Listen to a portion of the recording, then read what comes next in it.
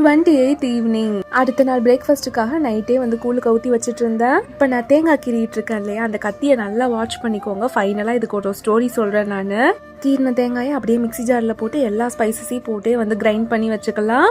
குக்கரில் கொஞ்சமாக வந்து எண்ணெய் ஊற்றி வெங்காயம், தக்காளி, பச்சை மிளகா, அதுக்கப்புறம் கருவேப்பிலை எல்லாமே போட்டு நல்லா வதக்கி விட்டுக்கலாம். ஒரு 1/2 ஸ்பூன் சிக்கன் மசாலா, ஒரு 1/2 ஸ்பூன் மிளகாத்தூள், அதுக்கப்புறம் 1 ஸ்பூன் வந்து மல்லித்தூள், அதுக்கப்புறம் ஆல்ரெடி வேக வச்ச பட்டாணி, அரைச்ச தேங்காய் விழுது எல்லாத்தையும் ஊற்றி தேவையான அளவு உப்பையும் போட்டு நல்லா ஒரு 4லேருந்து 5 விசில் விட்டு இறக்கணும்னா சூப்பரான சப்பாத்திக்கான குருமா செம்மையாக ரெடி ஆகிடும். இப்போ நம்ம கத்தி மேட்ருக்கு வரலாம்.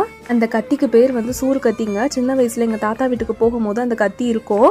இது எதுக்குன்னு எங்க தாத்தா கிட்ட கேட்டா தேங்காய் துருவன்னு சொல்ல மாட்டாங்க. நைட்ல கல்ல வருவான், அதாவது திருடன் வருவான், அவன் வந்தானா குத்துறதுக்கு தான் இந்த கத்தி. இந்த கத்தியை பார்த்தானா கல்ல ஓடியே போயிடுவான்னு என் காதுல நல்லா பூ சுத்தி இருக்காங்க. உங்களுக்கு இந்த மாதிரி யாராவது சின்ன வயசுல உங்க காதுல பூ சுத்தி இருக்காங்களான்னு மறக்காம கமெண்ட்ல சொல்லுங்க.